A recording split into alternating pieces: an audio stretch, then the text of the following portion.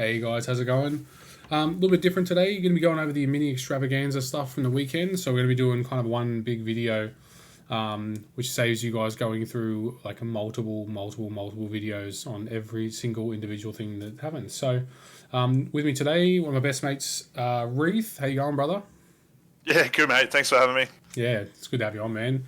Like, especially when it comes to MODOK, your opinion is probably going to be the one that is the most relevant here. So with the amount of games you got on that character. Yeah, thanks mate. He's an old favourite. Oh, he's good. He's so good. But we're going to start with clear. So, usually what I do is I'll just go through all their stuff. I'll just go through the card and we'll hit hot takes on each thing as we go through it. So, she's a 3 threat, size 2, medium base. Oh, sorry, medium mover, small base, 5 health. So, I don't like the 5 health personally. I find 6 is kind of. I feel like 6 health characters just hang around longer. I don't know why. They're like less likely to be one shot. Physical defense is 2, energy 3, mystic 4. So that is slightly concerning. I mean, I've played you recently, Wreath, with my Mordo, and the amount of times your Zemo came in and just straight turned him to dust because of his 2 physical is, yeah. I mean, you must be licking your lips when you see a character like this. Yeah, I think very fragile. Obviously, support piece. I guess is the flavour. Yeah. It's like, I don't mind a supports piece being, what's the name of it? Fragile, but just maybe not that fragile. Like, I would have been happy with just 3/3/3. But here we are. So we've got 2 attacks. Her builder is a range 3 4 dice mystic, which auto gains a power with a wild bleed. That's solid. Icy tendrils of Ichthalon, which is range 4 6 dice 3 power spender, and it's similar to, I think, Enchantress, where it's wild slow, wild hit stun. Oh no, this isn't different to Enchantress. Wild hit stun and wild shield hit crit for stagger. So that's interesting. And correct me if I'm wrong, if you hit that bottom, crit wild hits shield, you get all 3 of these, don't you? Yeah, correct. Yeah, so I think the slow and the stun look to be relatively common. Yep. I mean, wild and hit is not that uncommon in an attack, but that Not stagger really. is really an outside chance. Yeah, exactly. Like, you've got to see 50% of the die faces in 6 dice to get it happen, so it's not that good. We've got the Descendant of the, I think it's Faultine, which is action. This character gains 3 power, roll 5 dice for each skull rolled. They suffer 1 damage, so it's good to see another Red Skull style character here, which is nice. Next up, we got the Others Mighty Hand, which is a 3 power throw within 3, size 2 and small. And then we got the Vapors of Dormammu, which is choose this character or another allied character within 3 and place it within 2 of its current position. A character can only be placed by this superpower once per turn, so that's good. And immune to incinerate. Hot take, Wreath.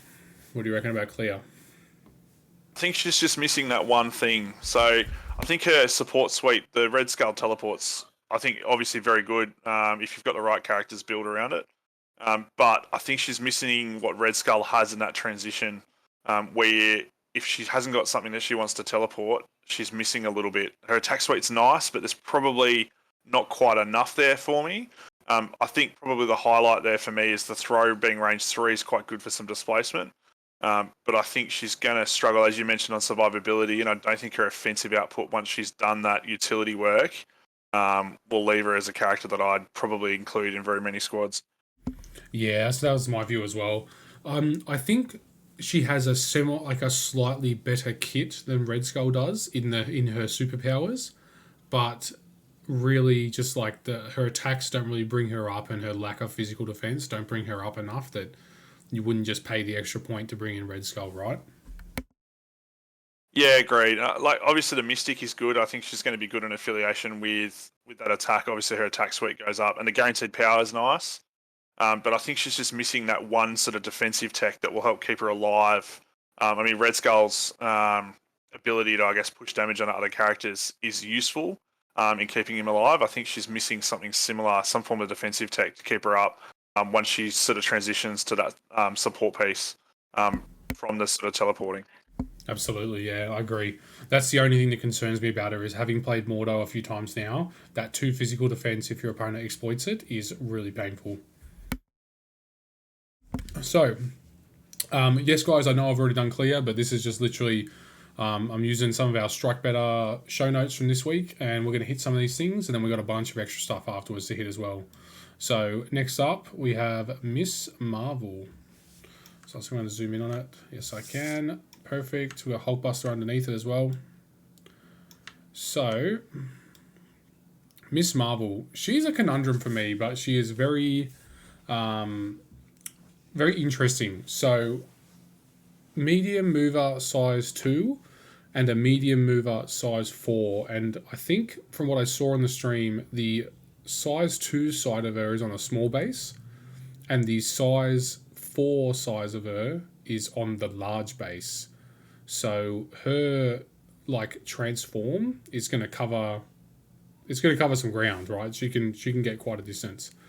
She's got 2 attacks on her normal side. She's got the Morpho Punch, range 4 for 4 dice, auto power with a wild push, which is before damage is dealt, which is nice because if you're going to actually daze them with it, you can also push them and daze them.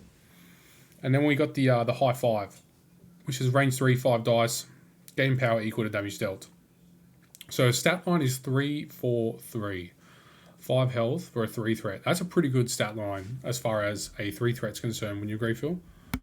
Yeah, agreed. And I think the reroll one, it's effectively the Zemo defense, even with the reroll, just with 4 energy defense rather than the 4 mystic. And I think he's a good defensive sweep for sort of a 3 threat. Oh yeah, 100%. And I actually think I prefer having the extra energy defense over the mystic, to be honest. For just an everyday beater. So that's probably, she's got slightly better a stat line than him. So she has Inhuman and immunity to poison on both of her sides. So she can reroll 1 attack in attack and defense. Immune to poison, so she's going to be really good on Terrigen Miss. On her normal side, we have Embiggen, which is she transforms into her big side once per turn, 3 power. And we have Take Out the Trash, 3 power. Terrain feature or enemy character, size 2 or less within 3, and throw it small. This within 3 seems to be coming up a lot more, and it is infinite. It's so much better than the within 2, right? Within 3 is almost trivial trying to tick the boxes to get that throw. Wouldn't you agree? Yeah, I agree. Obviously, it doubles her range. I think it helps keep her at range when she's in a normal size. So I think she's got some displacement and control there with both the push on the builder, guaranteed power. If she does 2 of those Morpho punches, she's got the power to then throw a character off every turn. So I think she's good, and she's with the reroll there. It's effectively a 5 dice builder. So I really like her normal stat line. I think it's good, and she's got, I guess, a good utility in that if you want to sort of keep her back and just play a bit of control. Absolutely. So on her Embiggen side, all of her superpowers are innate. So she has a Morphogenics, which is when making attacks, this character, if you're attacking someone that's smaller than you, so size 3, 2, and 1, you can reroll 2 attack dice, and at the end of your activation, you transform into your normal size, and you have Polymorph. This character may interact with objective tokens from within 2 instead of 1. So her Embiggen side is almost like what Morgan was saying out of cast. It's almost a reroll all. And in particular, there's one you can reroll 1 dice twice because of the Inhuman and Morphogenics being on 2 different triggers, right? So she's actually got quite an accurate attack on the Embiggen side, and then to top it off, between transforming from small, then you position yourself within 1 and put down a large base, and then you can interact with objectives within 2 with a range 3 attack. It's almost trivial for her to pick up the objective, and unlike Ant-Man, it doesn't say drops objective tokens. Yeah, agreed. I look at her Embiggen side almost like a Zemo, right? So rather than reroll all, it's reroll effectively 2 dice, but most of the time you're going to be rolling maybe 2 or 3 hits. So it's effectively a similar thing, but without the power cost associated. And I think that extra reroll, obviously with Zemo, you end up looking at probably an average of 4 to 5. I think you're probably looking at certainly an average of sort of 4 here. Which is really reliable damage output, and I think charges are up to then allow her to go and Embiggen again on the next round. So I think I can see her sort of building slowly throughout the game and becoming sort of much more reliable as a beater late game if you don't deal with her. Oh yeah, absolutely. So we do have some tactics cards to go over as well, but we'll go over them after we've done the characters because there's probably 4 or 5 tactics cards that we saw over the weekend, and there's probably even more if I might have missed them or not. or if I've just skipped over them. But there is some tactics cards which go with Miss Marvel, and when you keep in mind that they're tweaking characters, like we saw that Captain Marvel's binary form is getting reduced to 4 power, which means under Steve Rogers it's now 3 power, which means it's happening every single turn. And you compare this Miss Marvel with Captain Marvel, I would not be shocked to see her on the board quite a lot. Hot take, what do you reckon? Good or bad? Yeah, good. I think she's a complex character. And I think it's going to take a little while to work her out, but I can see her, if you are careful with her early game and you invest and get some good use out of her in big end attacks, I can see her getting a lot of consistently good damage throughout the turn. So I think once she's got a good in big end turn off where she's getting 2 attacks in, I can see her basically flipping back to that sort of normal side again and then being able to do the same thing the next turn if you don't deal with her. So I like her. I think she's not too strong. I think she's a balanced character. But I think she's going to be fun to play on the table. And seeing her go from sort of small, transform within size 2, transform into that sort of big 65mm base, I think that's going to cover a fair bit of distance. Well, that's it. And then she retransforms back. So what I'm envisioning is that she sits on, say, we'll use Gamma as the example, the home Gamma shelter, and then she transforms forward, does all of her shenanigans, does her double high five, gains a bunch of power. She can interact with extracts or objectives tokens from within 2, so she can then steal anything that she might daze, and then you retransform back onto the safety of your home Gamma, which is how I'm kind of envisioning her playstyle to be. And what's interesting is because she doesn't have a spender attack, she's not a character you would normally hit with priority, right? You would always activate her later in the turn, and it's good. It's good seeing that they're releasing characters that are not just I have to activate him with priority and I can't bring him then because this character's better with priority and he's terrible when he goes second because he can get killed, and it's good to see this stuff. Yeah, great. And if she's powered up, if she's getting to that sort of 6 power situation, she's potentially throwing a character late on the turn, earning you some points that way, transforming within big ends, punching a character a couple of times, maybe dazing them in a good world, which is not it's not unreasonable. You find that you tend to daze sort of most normal characters with Zemo with sort of 2 Master Swordsman strikes.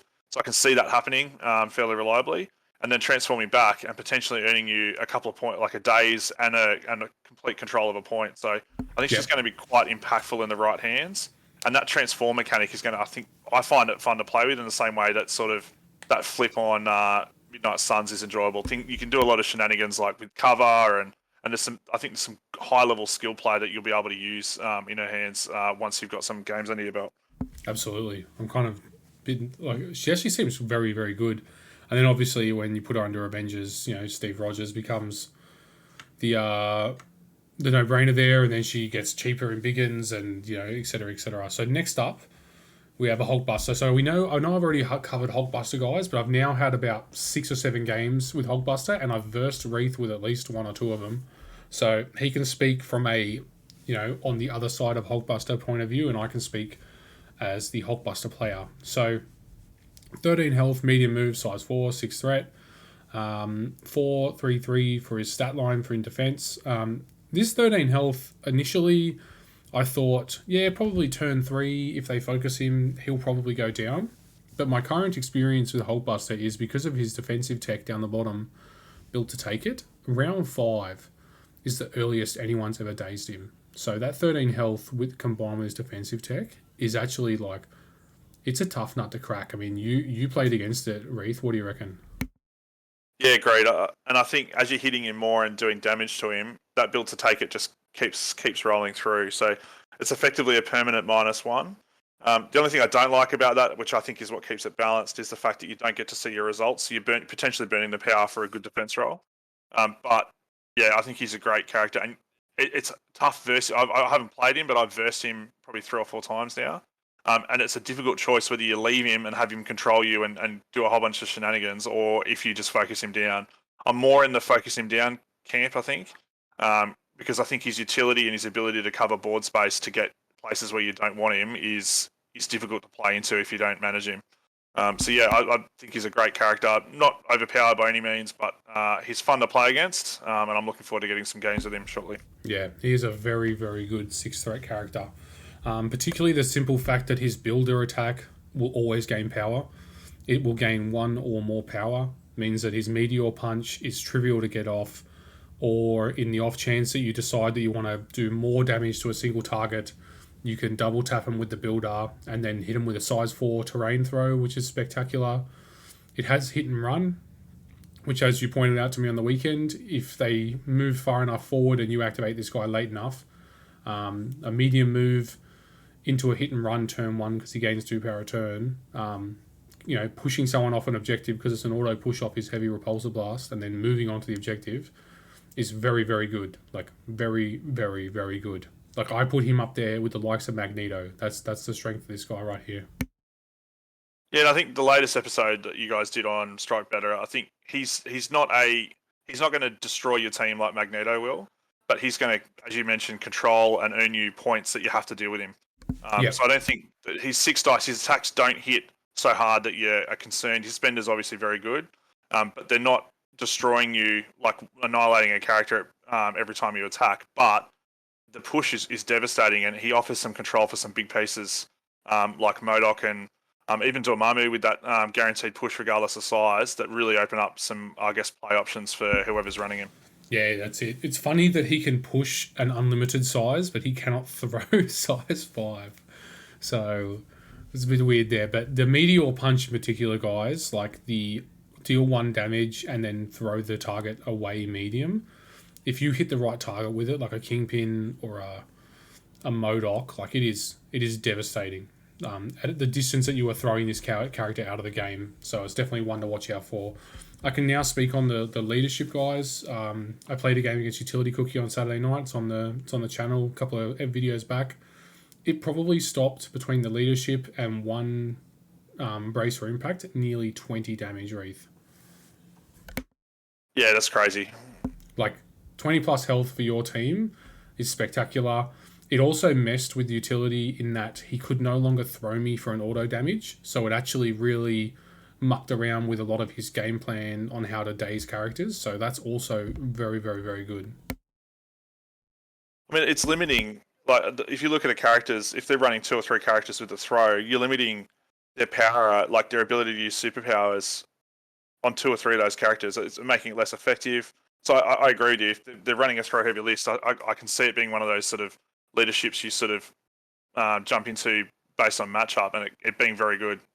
It was better than I thought watching that game, and seeing you play it. It was more effective than I expected from just seeing it. So on the table, I think it is better than people will initially expect. Yeah. Plus, the way I envision if you want to like abuse this leadership is in like a Sam Spam style list where you put Hulkbuster in the back of the list, and if you're going to be running into a throw heavy Asgard or whatever, bring in Hulkbuster, use this leadership because most of your guys are size 2.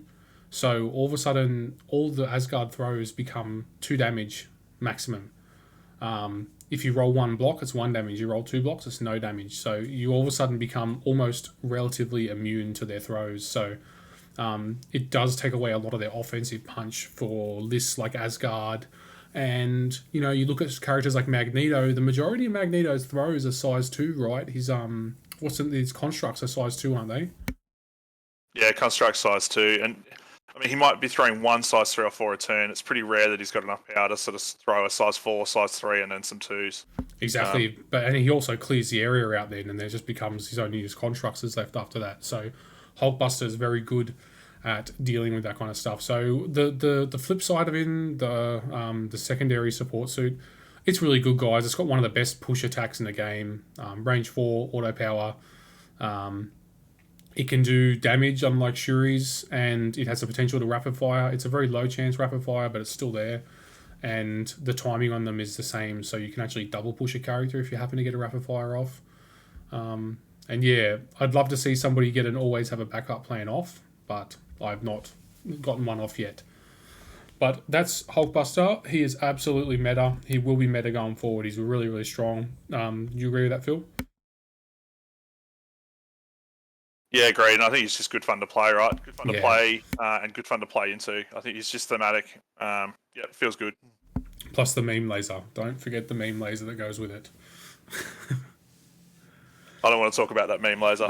Still got scars. Yeah, it was pretty good against you on the weekend, as well as pretty much everybody. I did have one time where it fluffed, but it had the potential to go off.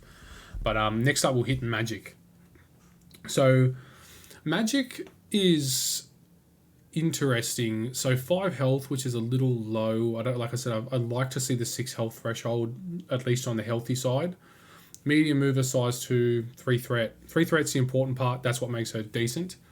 3, 3, 4 for defense. So she's good with her mystic defense.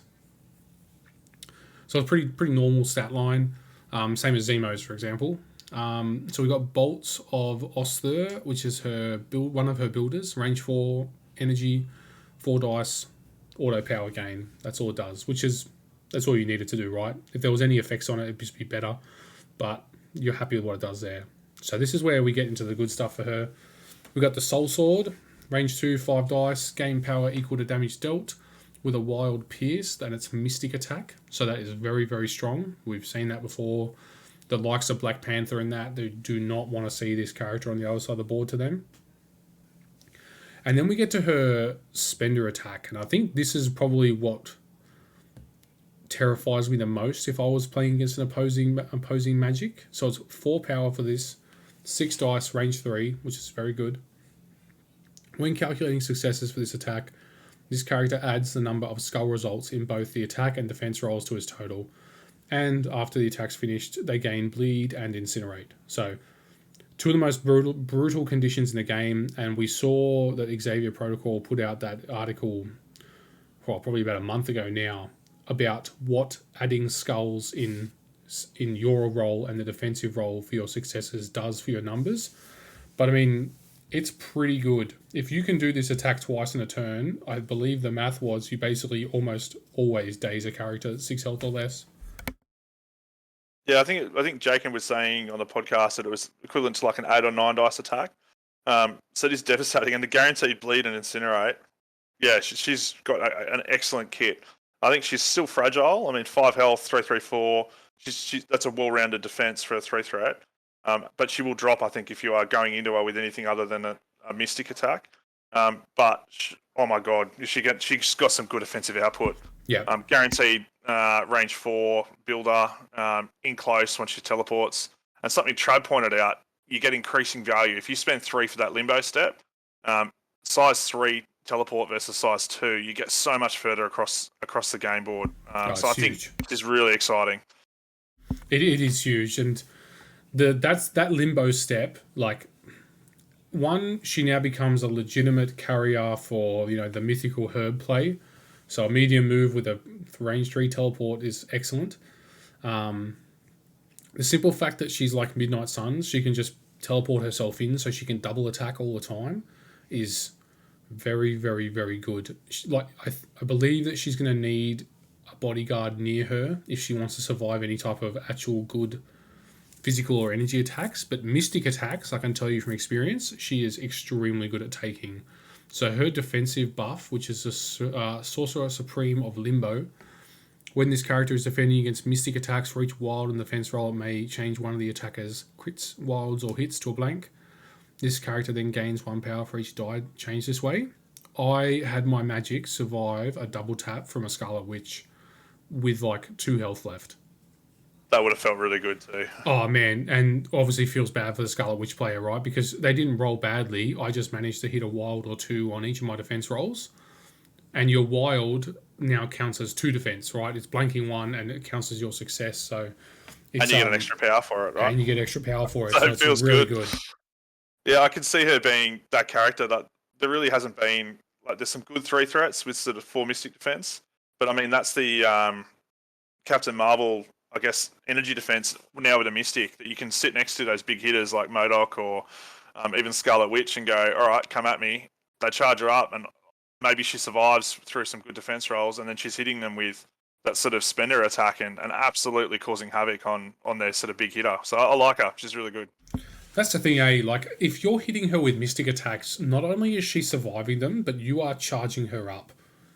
So she's taking whatever little damage she takes, and then any wild she rolls is also power. So she can very quickly get to one or two of those spenders out of nowhere, and you've only done a couple of damage to her. So really, really, really strong. So next up for us, we have got Rogue. Now, Rogue, I agree with you. We were talking before. This is probably, I think Hulkbuster for me is the best release they did of all of this, but Rogue is a very, very close second. So straight away, 6 health. We'd love to see it. 6 health is huge, especially when you get to what else, everything else that she has. She's a medium mover, size 2, 4 threat. She's definitely not the best 4 threat in the game when you take the likes of Enchantress and Medusa are still out there. But I believe that if any indication of what the re-release of some of the characters we're going to cover at the end of this stipulates, then she will very much sit at the top end of the 4 threat bracket, like really like pointy end, like number 1, number 2, number 3 kind of thing. So 4-3-3 for defense. Now we got to her first attack, absorbing strike. So straight away, range 2, 5 dice. You can choose whether it's physical or energy. Anytime you can do that, it's brutal, right? You walk up to Beast. He's the perfect example. It's no longer physical. It's an energy over 2 defense, right? So powerful. You gain power equal to damage dealt, and there's a sap power. Now, you're the MODOK expert here. How much power do you think this builder is going to build? A lot. I think you're going to pick their weakest defense, and you'll roll a wild every couple of attacks, right? And I think she's going to really charge up very quickly just from the damage. And she's got great ways to spend power. So yeah, exactly. She's got good charge is always great to get in there. So as soon as she can get that online, she's good. And there's a deterrent to attack her because she's got that sort of lizard -1 invulnerability. So I think it's exactly what X-Men are after. And she has got the cover at range 3. So until she gets in there and starts sort of beating face, she's even more protected. So I think it's exactly what the community's been asking for. I don't think it's sort of a Medusa, like flurry style broken character, but I think she's going to be fun to play, and I think she'll be very strong. I did not even put that together. Like I saw Rogue and just went, yeah, X-Men, that'll be good for X-Men. I hadn't even put together the simple fact that she'll have cover at range 3 with a -1 damage. So at range 3, she's borderline immortal, right? It will take 6 attacks to kill her. So that's one thing, right? Now we've got her spender attack. Range 2, 7 dice, 3 power. That is basically bang on average, right? If I don't see that for a spender attack, or it's worse than that, I'm upset. If it's less dice and more power, it better have some absolutely amazing effects on it. So it's pretty simple, this attack. Southern Hospitality, 7 dice, 3 power, and then auto size 4 throw in any direction. That is amazing. Yep, and I like that there's some deterrence now for bringing these bigger characters. There's a lot of characters coming out with some of these big throws, but then there's a lot of characters with control that only works on, say, size 3 or size 2 and below. So there's a balance now in your list building between going for things that are going to be able to stay on a point and a larger size versus trying to manage your own survivability with some characters that can throw and pinball these characters around like MODOK does. So yeah, I love it. It's a good aspect and a good evolution of the game. I think that we're starting to see some of these restrictions come in on attacks. Yeah, exactly. With the restrictions coming in on some of our more notable characters, being size 4 is a huge advantage, and obviously it's a massive disadvantage if you get pinballed around within their lines. It is a huge disadvantage. So first superpower, charge, right? 2 power, make a move, make an attack. Unbelievable. We already know this is one of the best superpowers in the game. Next up, we have a 3 power throw. Terrain only, size 4 or less, within 2, throw at medium. This is one of the best throws in the game. Anytime it's size 4 that's not being thrown small, it is top tier straight away, right? Magneto is the best example. Size 4, long. You can just get hit from terrain from anywhere. Next up, we will hit the Cree Mutant Physiology, which is when this character would suffer damage from an enemy effect, reduce the amount suffered by 1 to a minimum of 1. We already know that this superpower is just unbelievable. Paired with her 4 physical, she's going to be really, really, really good at just sitting in there and just taking a beating. We've got flight and immunity to poison, which immunity to poison for X-Men now means they can start looking at things like Terrigen Mist. And then now we get to the complicated bit. Mutant absorption. 2 power. Choose an enemy character within 2. Roll 5 dice. The chosen character loses power equal to the number of crits, wilds, and hits rolled. So we've seen this with like Sinister Traps. The average is about 3, which is pay 2 power, make an opponent character lose 3 power. Really, really good. If the chosen character would lose more power than it has, it suffers 1 damage for each power it could not lose. The chosen character did not gain power for damage dealt this way. What do you think about this superpower, Reath? I love it. And I think it combines and adds flavour to the... I mean, it's the character, right? Like, touch you, I'm going to steal what you've got, right? Yep. And it adds that sap power. You potentially have a turn where she rolls a little bit hot, she gets a couple of wilds, she's draining some power, so you're not getting the power for the damage you've got, and then the mutant absorption adds on to that. Anything that stops that sort of comeback mechanic is going to be strong, and I think there's also some synergy here with Deadpool as well, so there's no downside to this mutant absorption, either taking away their ability to punch you back harder, or you're doing some extra damage if they don't have power, so I love it. It's a great ability. Oh yeah, and the only thing that you could even potentially view as a downside is the simple fact that it's random, but it's not really that random because it's a 50-50 chance per dice. So I'll paint you a picture for this superpower. So 1, you've double tapped somebody, you hit them with your southern hospitality. They live on 1 health and they got, 4 power. You roll this in, or they've got 5 power. You roll this in, you manage to score 3 or 4 hits, crits or wilds, and now you've reduced them to 1 power. Now you're the opponent here. What is your current feeling? Is it rage? I think it feels bad in that sense. But I think you've got to roll pretty hot on it to get that Absolutely. result. So I like it for the simple fact that if she does a good attack, she can potentially try to minimize how badly the slapback is by stealing power, well, not stealing power, but removing power from your opponent. Now the next picture I paint for you is that you smash a character into dust with Rogue, and then you have a character next to them that is on maybe 2 health. So the average for this we've already seen is 3, and they've only got 1 power. This is a glorified, pay 2 power, and on average, immediately kill that character next to him. Because if you can catch a character that's powerless with this ability, it is going to be brutal. Yeah, great. Even just the ability to take away a bodyguard. So let's say an Okoye's there and has got some power up, but you really want to deal with, say, the MODOK right next to them. The ability to take away... I'm going to take away your power, and all of a sudden I've removed your layer of protection, and my other characters activating after me can now go after your beater. So I like it. There's a lot of good... I think you're going to see some good complex plays of this, and it's going to be a good ability to use. So I think as long as she's got the power, which she's going to have from the sap, you're going to see a good use out of this. Yeah. Plus, this is something I've been looking at over the last few releases. I find, for me personally, the more superpowers that are even costed, especially being 2 costed, like 2 power or 4 power or whatever, I find if the majority of their superpowers is on that even side, I don't know why, they're just easier to get off. Especially if you have multiple 2 power superpowers. So like a bad example is Cyclops, right? Has some of the best superpowers in the game, but they're all 3. All these good ones are 3 costed. Which means he doesn't really come into effect until he either A, finishes attacks, or B, 3rd turn, which is not good. And the simple fact that Rogue's mutant absorption is 2 power is insane because literally from the 2nd turn of combat onwards, she can look at the bodyguard and do this first. Do that first, and then immediately double tap the MODOK, for example, So, yeah, you're going to be able to attack what you want, right? Oh, yeah. There's no downside to this side for her. She's exactly the same on her flip side. So she's 6 health, which is huge for a 4th rate. We'd like to see that. Usually it's like 6 and 5 or 5 and 6 or whatever. So, yeah, really, really, really powerful. Now, lastly, for this side of the document at least, what we got is our new secure crisis. So it's 19 threat. We like to see that. It's a target of opportunity, so place 3 dark portals as indicated on map C, so it's across the middle center line. You score 1 VP for each time you secure it. You're securing 1, and this is where it gets nutty.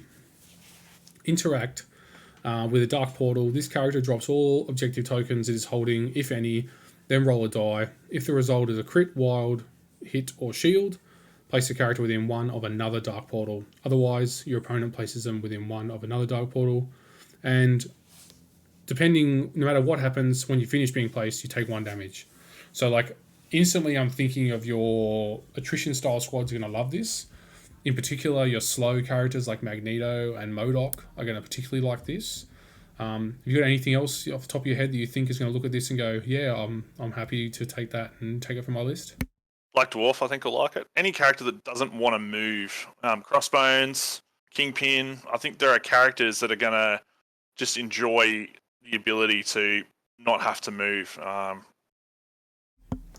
Yeah, it definitely helps them out heaps, doesn't it? Yeah, anyone with healing factor or that sort of pay 1 to stop a damage, I think is also going to be good. So my immediate concern for this one is Corvus, because obviously having Corvus teleporting around the board is really difficult. At least he can't take his objectives, but it's Black Order, so who cares? I don't care about that. That is my immediate concern, but aside from that, I don't have many concerns with this one. It's just once we need to see how Corvus pans out from the nerfs and buffs coming. So that's the only concern I have there. You know, Corvus mid-activation, can teleport to wherever and end up in a section of your board that you thought was safe. So that's kind of scary. But yeah, that's pretty much it. Aside from that, it looks like a lot of fun. Yeah, I think it'll be alright. So I think it's obviously going to be the beaters sitting on the points. But I think the obvious counterplay is you just don't have your squishy characters on the points and they're sort of sitting back supporting. So I'm interested to see how this plays. I'm keen to get a couple of games on it. Yep. I think it'll be good for Syndicate. Is my gut feel, and I'm concerned that it's going to be good for Black Order. It's a high 19 threats they love, and as you said, Corvus this just screams to me Corvus is going to kill things. But yeah, I'm interested to see how this goes. Yeah, one thing I did point out in the podcast is, unlike our other C-shaped style objectives, it's not whoever owns majority gets X amount of points. So this one's going to be very slow in that it's 1 point per one you're controlling. And realistically, any list in the game could contest all 3 from turn 1. So this would be a very, very slow secure, which is even better for your attrition style squads. So something to watch out for. It's not fast. It's going to be slow. And if you're versing a list that is very, very good at killing or better than killing at your squad, you better have a backup plan. I also think one thing I do like about it is it has a bit of a comeback component in the fact that it doesn't let you teleport while you're holding objective tokens. So whoever's behind on extracts, I think it's going to favour them to some extent. And I don't mind that. I like that a little bit of sort of an inbuilt comeback mechanic for someone who's behind. Yep. And it doesn't seem like it's too strong either. I mean, it's sort of like the favour is obviously that you're going to roll one of those results and be able to place where you want, but there is a slight chance that you might not be able to. So I like it. I think it will be good. I'm just concerned, obviously, with some of those balance issues. I'll need to see it, obviously, on the table to see how it pans out. Exactly. I think most of the teleports will be done from one side of the board to the other. Not often will you do the middle teleport because there's a serious chance that you'll be sent in the complete wrong direction. So it's good to see that, and I agree with you there that it's like a good comeback, right? Because if you're losing the game, you have less objectives, therefore you can afford to take more risks because you're not going to be losing anything going through this portal. So that's good. So next up, we have got the first tactic card we're going to go through, which is a Journey Through Limbo. So it's one of Magic's tactic cards. So unaffiliated, I like to see that. I like seeing characters come with their own unaffiliated card. It means you can kind of splash them anywhere. During Magic's activations, you may spend 3 to play this card. Choose another character within 2 of Magic. Place the chosen character within 3 of its current position. It gains the Incinerate special condition. This is a really flexible card. So it just says another character. So this can be friendly if you're willing to tank the Incinerate, but it also can be an enemy. So like, do you envision any like sneaky tactics with this one? Yeah, I think the obvious is that you're going to teleport a character away. The classic example is field dressing, where there's a downside if you do daze a character and they can just bring them back to hit you. If you can teleport them into your lines as you kill them, I think you take away some of the advantage that your opponent has by having that tactics card. So I like it. It's sort of a bit of counterplay. I think, as you mentioned, there's some obvious synergy for your own team, especially with some of these characters coming out like Magic and others that have an immunity to, not Magic, but Clear and even Dr. Voodoo with immunity to Incinerate. So I think there's some good, interesting synergies that I think we'll see. But mainly, I just like it. It's basically a 3-power, super bow to the will of Modok, range 3, which is just a strong placement effect. So even if it just earns you a point, you're always going to get a good use out of this card, I think. As long as Magic's got the power to play it, you'll see, I think, a good return on it. It'll feel good to play. Yeah. Plus, it's really good that she can potentially bring someone with her when she's teleporting up the board or across the board for when she's already been powered up. Plus, there's obviously the fact that they gain Incinerate, so you can get super aggressive with this card and just teleport a Modok into your lines because there's no size restriction on it. So, the enemy Modok's activated, and he's whatever. He's a killed character next to Magic, and then Magic's very good at Mystic Defense, so she managed to survive. So you can activate her to bring that Modok in with an Incinerate and just beat him up, right? Yeah, that's it. And I like that you can teleport them and then pay, if you've got the power, pay to teleport yourself and then beat on them. So, yeah, it's good. I love that mechanic. Yeah, it's cool. So, next up, we have got Mind If I Cut In. So, this is a rogue card. And this one, jury's out for me on this one. So, again, it is unaffiliated, it's active, and it said Rogue may play this card. So I believe, don't correct me if I'm wrong, Rogue does not need to be the active character. It just needs to be your turn.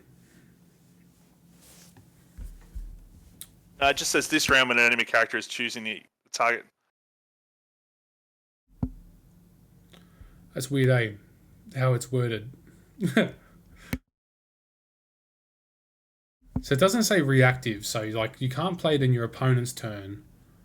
But it says... so you pay it during your turn, one of your activations. It doesn't have to be Rogue's activation, but you pay it on your own turn. And then enemy characters, they may pay 1. If they do not, Rogue has to get targeted. So it's basically like Black Dwarf's ability, where you've sort of got to target him unless you pay 2. It's almost like a 1-power version of that. So it's forcing targets onto her. If they don't pay the power. Yeah, plus it's for the whole round, right? So if you have priority in your X-Men and your Storm is up there with your Rogue and other stuff is up there, and it's like I envision this happening turn 2, right, when power levels are low enough that this 1 power is going to matter. You pop this on Rogue and it just says, this round when an enemy character is choosing the target character for a non-area or non-beam attack and Rogue is in range and in line of sight, they may pay 1. If they don't, the attack must target Rogue. So this is brutal because if you get her up there and you can actually afford to play slightly more aggressive with your weaker characters in X-Men like Domino and Storm, for example, to come up with her. And she has other synergies with these characters as well with her other tactic card, but there's an upside that you can do it right, because if you play this early enough when that 1 power is going to matter, it's a glorified bodyguard for half the round that you haven't had to pay for. Rogue is actually going to be gaining power for this, so it's really, really, really strong. And for the fact that it goes for the whole round that's really good. I thought maybe it would be the next turn kind of thing. So the next turn, anyone that makes an attack must pay 1 or target Rogue. But it's the whole round, so it's really good. So yeah, I like it. I can see it. I think it compounds with Storm's leadership as well, where you're going to get value out of it if Rogue is sort of at that range 3 in cover and she's tanky. So I can see it being on those critical turns where you want to keep your other characters alive and power Rogue up a bit. And at worst case, they're wasting power to attack another character. So I mean, it's cutting down their power economy, which is less superpowers and. So either way, I think I think it's got more play. I think on the table this will be a stronger card than it probably initially seems. Yeah, it doesn't seem like much, but the implications is kind of, it's quite good, And then when you look at other things like Rogue can drain power, all of a sudden, you activate with priority on Rogue or whatever. You've already got the power. you daze a character, and then you pick the character next to her and you dump your superpower into them and you drain the power from them, and they don't gain power for it. Well, until that character gains power, they have to attack Rogue. They have no choice, and that's good. You're removing the agency from your opponent, which is always good. So next up, we have Pardon Me Sugar. So this is unaffiliated active. This is another during Rogue's activation. And for the most part, it looks like both of her tactics cards, by the way, do not cost power, which is really strong. So during Rogue's activation, she may play this card. Select one of the following effects. If Wolverine is within 2 of Rogue, Rogue gains healing factor 2. Superpower this activation, and Wolverine suffers 1 damage, so that is very good. If Cyclops is within 2 of Rogue, Rogue may use the Optic Blast attack listed on his stat card once this activation, and Cyclops suffers a wound, which I believe is his builder attack off memory. I'm not sure. Yeah, I think so. I'll double check now, but yeah, I think it's the builder, but that's still a 5 dice range 4 builder attack with a push, so that's good. Next up, we got Storm. If Storm was within 2 of Rogue, Rogue adds 2 dice to all attack rolls for her next attack action. This activation, Storm suffers 1 damage. That is probably the one that will get used the most. So Cyclops is the builder, 5 dice builder, range 4. Cool, awesome. So probably the Storm one and the Magneto and Wolverine ones will get used the most, I want to say. But yeah, so Storm's one is basically her next attack action. She adds 2 dice for all attack rolls. So if she has a Montesi formula, believe it or not, it's an 8 dice beam now, which is very, very, very good. So that's probably the only way I can think off the top of my head to get Rogue an attack that targets more than one character. Is there any other ways you can think of? No, I think that's the obvious one. But that's good, right? You go, oh, I'm going to bring Montesi, and now I've got Storm and Rogue, so I can do a beam attack with Rogue. I'm going to play this card, so now it's an 8 dice beam, so it's going to do a lot of damage. And Storm's got 1, and she can add attack dice to her, so she can do a physical beam into an energy beam, and like it's really, really, really good. Next up, we got if Deadpool is within 2 of Rogue, choose an enemy character within 2 of Rogue. The chosen character loses 2 power. Deadpool suffers 1 wound. That goes particularly well with her superpower, so you can potentially completely drain somebody if the dice are in your favor of 7 power. So if you roll all 5 pitches plus this card, I mean, imagine losing 7 power and you won't take any wounds for that, but like imagine just having like a Rogue finish your activation by draining 7 power for someone. How like that annoys me just talking about it. I love that it also builds off Merc with the Mouth and Deadpool synergy. So I think it's telling you what characters you want to run Rogue with, right? Yeah, I like these cards. There's a couple of cards that got released like this, and I like that it's AMG saying we want you to play this character with these characters, and here is a reason why. I like that. So lastly, we got if Magneto is within 2 of Rogue, she gains cover against all attacks targeting her this round. Magneto suffers 1 wound. That one is particularly good because there is no range on it. It's just straight up. She can be touching the base of your character and still get cover. Am I reading that right? Yeah, that's my understanding. So it's effectively Magneto's magnetic refraction for the round. Which is just fantastic, right? It's just and synergize as well with the other card that we just talked about, right? Yeah, just so good. You know, you play these two together in a Brotherhood roster, and what this is telling me is that they want you to play with Magneto. So straight away, I'm going to assume, I'm not saying she is, I'm going to assume that she is going to be on the Brotherhood leadership as well, or affiliation list. So that's good, man. Like, that's a serious 4 threat that when played with Magneto, and you got Magneto shenanigans that go with it, and there's no, there is range restrictions, it's all within 2. That's good. That's good to go. You know, you can have Magneto come in. You can protect him with Rogue, or pseudo protect him. You can play, what was it, Magnetic Refraction, and you got this one as well. And like, that's a very, very tanky Brotherhood. Yeah, I like it. It gives them a tank, which is something that's sort of missing at the moment. And I can see use for every one of these, like the Wolverine, heal her and to heal Wolverine.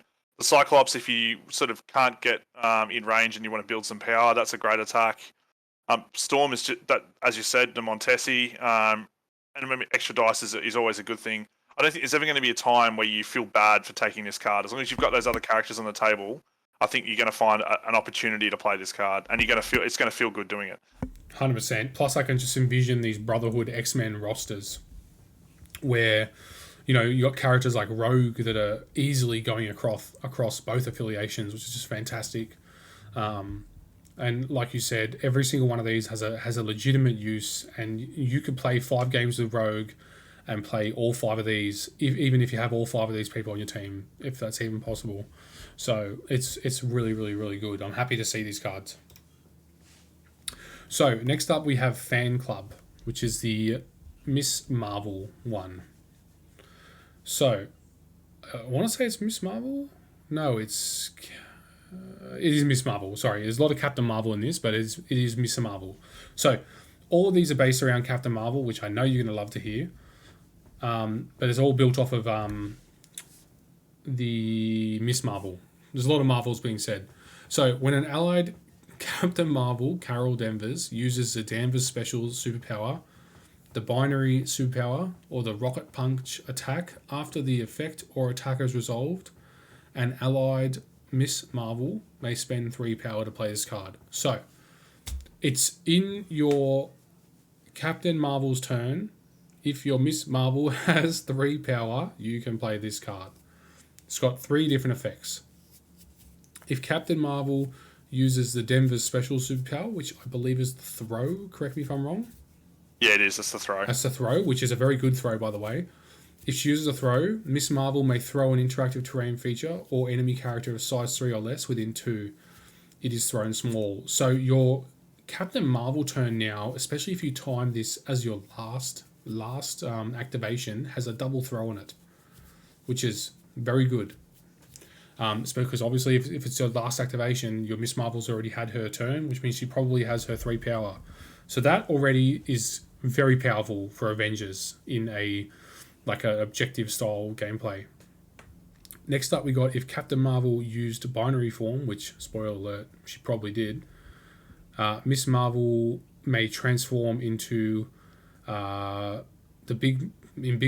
After transforming, push all enemy characters within 2 of Miss Marvel away S in the order of your choosing. That is amazing because 1, your Miss Marvel will start her next turn in her Embiggen form, which is outstanding. We already know that. You don't have to pay. You're basically paying the 3 power turn early. I like to see that. 2, you're transforming, so don't forget that this small base is going to turn into a 65mm large base within 1 of where Miss Marvel is, and you're going to push all enemy characters away, which is also just excellent. And you've got your Captain Marvel in binary form, so that is a very good turn for you. And then lastly, if Captain Marvel used the Rocket Punch attack, Miss Marvel may advance M towards the target character. Also very good. Thoughts on this one, Reath? Yeah, I like it. I think the throw and the push are probably the good ones. I don't think there's too many times that you actually want to use that sort of rocket punch, which is a spender attack.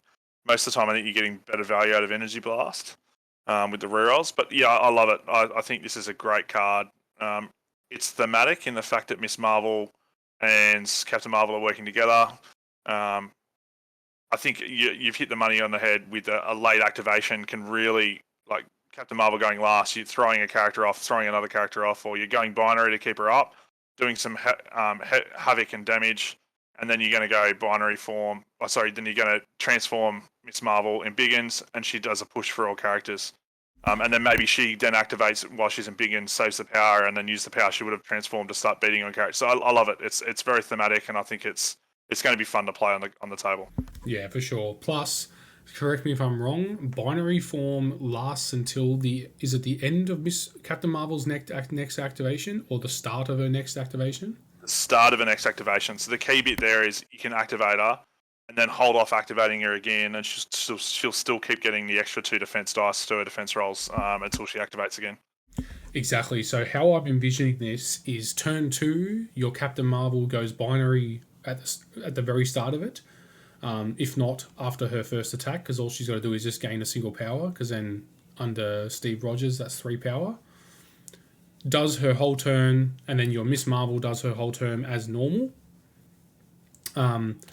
Because the next action, or the next round, you don't have to activate your Captain Marvel until the end, because you're still going to have your binary form, right?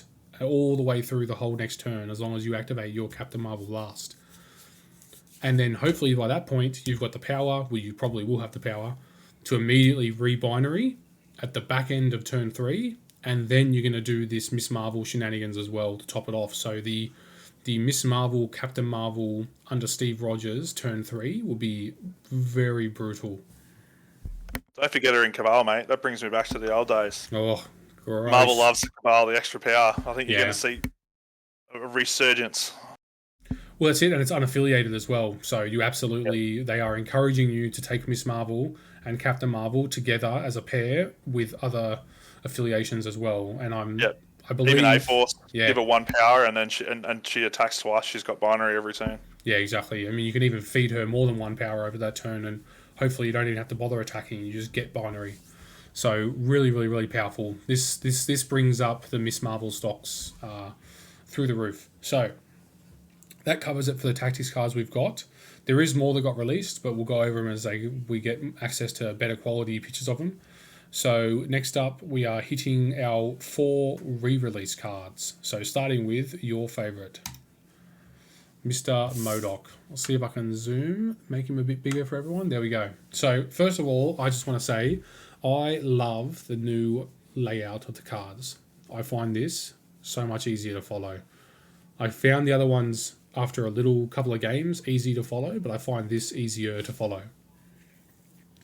Although I do not like the white background. I would have preferred that to be not that. So, straight away, MODOK is going to be 2/3/3. Everything else about MODOK is the same from the look of it. Yes, everything about MODOK is the same as his stat line. His Psionic Blast is the same. His Doomsday Chair is the same. So first thing we're going to hit, Bow to the Will of MODOK, is this superpower can only be used once per turn. Now, you are the MODOK player. MODOK will still be very good, but this definitely curbs what you can do with him, right? It just makes him balance. I think if there was one thing you change in the game, that'd be the first thing on your list, right? Yeah. It's just oppressive. If you have a powered up MODOK or Enchantress that just moves your whole team away, it just takes all fun out of the game and almost takes your ability. It effectively can stagger a whole team. So I think that is an excellent change, and one that's in line with a lot of other new releases like Sinister that they've come out with. Yep, exactly. And to top it off, we haven't seen if Enchantress is being redone or not. We're assuming she is. We're hoping she is. And we're going to hope that she has the same change. In fact, she's 4 threat. I hope hers costs 1 more. So, really happy with that. If I had to pick between Wilds counting as blank and nerfing Bow to the Will of MODOK, I would choose Bow, honestly, 100 out of 100 times of the 2 things on his card to change. So I'm really happy that they've also done the same thing. The next change for MODOK is he always could throw size 3, right? He wasn't a size 4. Yeah, that's unchanged. That throws identical to the previous one. Perfect. So next thing is his P-Brain, MODOK's Genius, his Infinite. So it is still, pay X power, reroll X dice. The important part they've done, though, is that it is only once per turn. So one of his attacks or, one of his defense rolls, he gets rerolls on, and the rest, he is just like everybody else. Do you think this would curb him to below being a top pick? I still think he's one of the best 5 threats, if not the best 5 threat in the game. I think the main change, I agree, I think he's still right up there.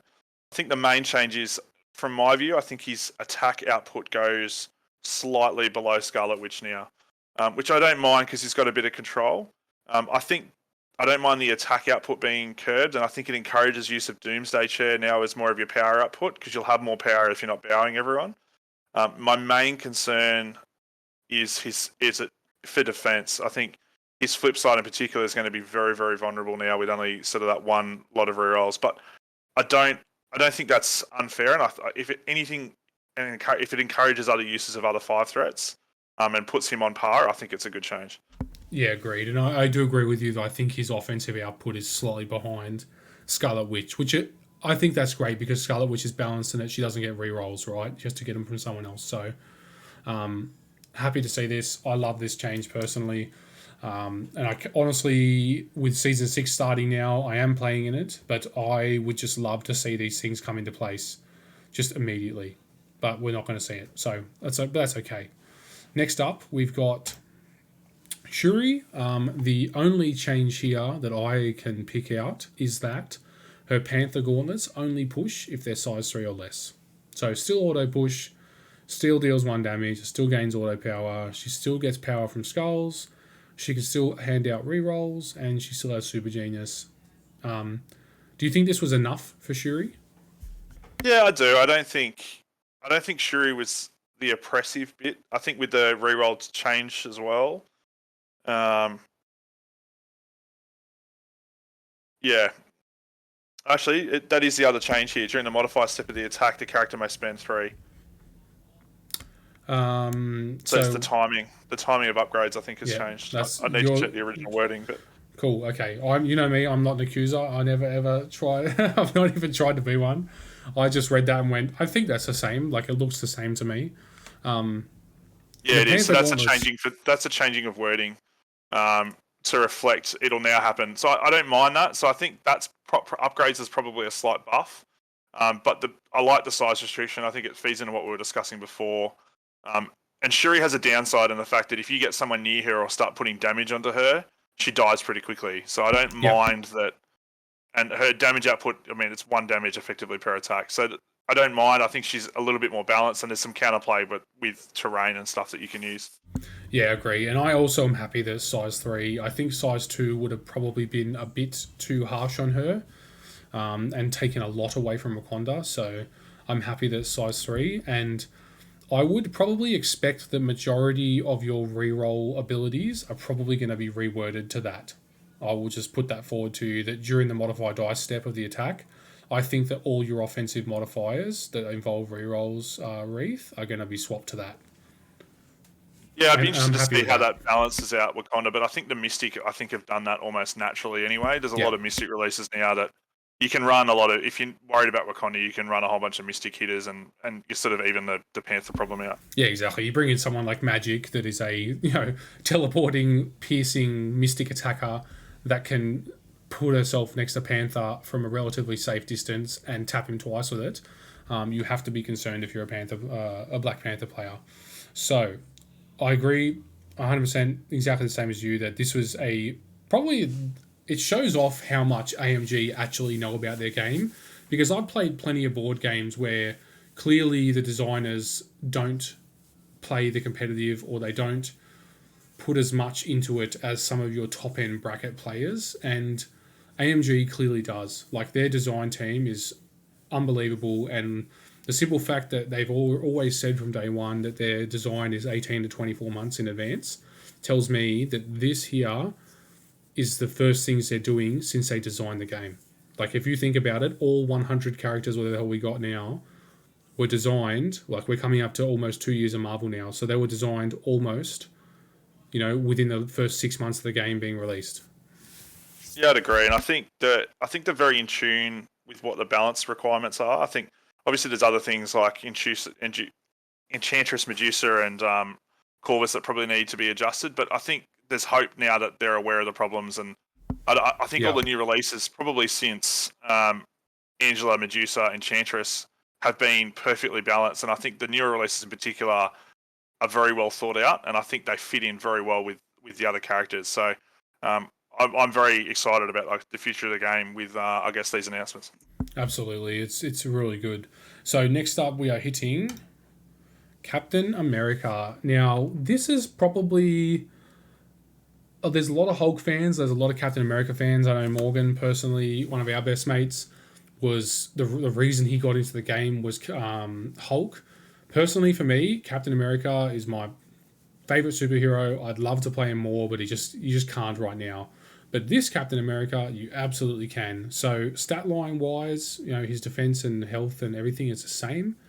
First thing we're going to see is that his strike has a size 3 push on it. I don't recall if his first strike had a push on it or not, but either way, It was size 2. Okay, cool. So a size 3 push is reflecting that he's a super soldier. That's fantastic. That's already just spectacular. So his builder attack is excellent. Next thing we have is that his shield throw is now 5 dice. Now, when I finished the cast yesterday, I was thinking back on this shield throw. This is possibly one of the best attacks, 5 dice attacks in the game, because there's no protecting yourself from it. It ignores line of sight and you don't get cover. So Cap has this range 4 bubble around him where he can hit you for 10 dice and there's nothing you can do about it except for bodyguard. Yeah. I was chatting to Morgan about this. I mean, we have some differing opinions on it, but playing a lot into a lot of his Sam Wilson shield throws recently, it is incredibly frustrating getting hit by a shield throw that ignores the line of sight when you put your characters in cover, because it's almost like you're being punished for good positioning. That's my only downside, but it just highlights how good an attack this is. And none of the shield throws out there have been too strong, and my favourite thing about this attack is the power. I think it's exactly what was needed. And the wild ricochet is great. Even more power if you get lucky and sort of roll that in. Fantastic. And the thematic, the fact that it's a little bit stronger but doesn't have the control element, gives also some difference between, I guess, the Captain Americas, which is great. I think that fits in with I guess, the themes of what they're trying to get for. Oh yeah, absolutely. The auto power gain off a shield throw, and the fact that it could ricochet and potentially gain more power, and it's 5 dice as well. This is like, you can happily sit this Captain America near-ish to your backlines, protecting the squishier characters, which is what he would do, right? He would be there holding the line, protecting the people behind him. You can happily sit him back there and throw this shield throw out without any downside to the person throwing it, because like you said, all you've done is put your guy in cover, out of line of sight of everything except Captain America, so he can still nail you. The last change for him is that his shield slam is now a auto size 3 throw. That's any direction small. Very strong. That's 2 power. It's essentially a 2 power throw with 6 dice added to it. That's really good. Yeah, so I think the size increase from 2 to 3 on him, I think is really good, and it fits in with the fact that he's a super soldier. My only thing I'm curious about in the changes, and I really hope this is the case, is I want to see Taskmaster now. Now that we've seen the other shield throws fixed, I want to see him get a buff of some kind, whether it's power generation or something, just to bring him on par for the theme. Yeah, which shield throw will they give Taskmaster? That's the question. Yep. I agree. Does he get the 5 dice monster, or does he get the push auto power, or do they just give him a mix of both and just give him the 4 dice auto power, which is still good, but that'd be a sad Taskmaster. I'd like to see him get one or the other. Yeah, I agree. But either way, I think getting the power is probably the thing I'm most keen about this. But I think this card is perfect. It's exactly what has been asked for Captain America. Yeah, exactly. And it also immensely helps him for when he gets flipped, because the biggest problem I also found with Captain America is that on his injured side, he is borderline immortal to normal attacks. So having a auto power generation available to yourself means that you can keep that bodyguard online, you can keep it going, you can have him continue to do what he does best, and it's really good. Not to mention, I want to see a Captain America revised, Scarlet Witch, Hulkbuster, and Cable just beat your face Avengers list. 4 wide, 20 points. Here we go. Yeah, adding extra dice in defense. I'd love it. That's what I'm looking forward to. Extra dice in defense. You got a Hulkbuster as your frontliner. You got Captain America doing these things. You got Scarlet Witch with the best, I would say, apart from Dormammu, she probably has like the best builder in the game. Yeah, it's crazy. So lastly, and definitely not least, we have the new Hulk. Now, this is a 6 threat to be feared. Straight away, first change for physical defense. Now, that alone, locked behind 20 health, is a lot. He has also had his strike changed. It is now a 7 dice strike with a push any size and a gain power equal to damage dealt. This change alone on him is unbelievable. Like Initially, I'm terrified to fight this Hulk. I am seriously terrified because there is a very good chance that he can strike and Hulk smash every turn. Yep, and I love his stat. The changes to this Hulk are exactly what has been asked for. So we see in She-Hulk that 7 dice builder. It's not oppressive. It's just good. Um, and I like that he's got the 4 physical defense rather than the 4 energy that She-Hulk's rocking. Um, he needed that power generation just to get his stuff. And the subtle change that I absolutely love on this card is the immunity to stun. Yeah, that is I massive, love actually. that. Well, anything that encourages crisis selection that you don't see as often, I really like that. That's actually going to encourage you to play on Mayor Fisk. I think is really good, and I think it gives some more play for that as well, and it opens up some sort of Wolverine Hulk combos, and I love it. I'm very excited for this card. Oh man, and it also brings things back. Like Gamma Launch is always something that was one of the best cards in the game that was tied to Hulk, so it didn't see very much play. But now we're going to see things like the exact squad you just mentioned. We're seeing a Hulk on turn 1, Gamma Launch a Hulkbuster within 5, and you know what I mean? Like, all this crazy stuff is going to be tied in behind this character, and it's just going to be awesome. The simple fact that he still gains 3 power a turn in the power phase, so he only needs to do 1 damage with that strike to Hulk smash something is unbelievable. There is 2 more things to this card that were done. So You Won't Like Me When I'm Angry has been changed to every 4 damage it has. He can add an attack dice. So the second he's taken 4 damage, it's now an 8 dice strike. It's then a 9 dice strike. So you can have a potential of 5 extra dice. So you can have up to a 12 dice strike and a 13 dice Hulk smash, which is just terrifying, or a 9 dice beam thunderclap. The other thing that he has is the Hulk Not Puny banner, which is a 3 power reactive, which I like that it's 3 power because it's very strong, and it's easy for him to get off because he gains 3 power a turn. While this character is defending against a physical or energy attack during the modified dice step of the attack, it may use the superpower. This character may re-roll any number of his defense dice, including skull results. Now, how much do you think this is going to help him stay around for the whole game?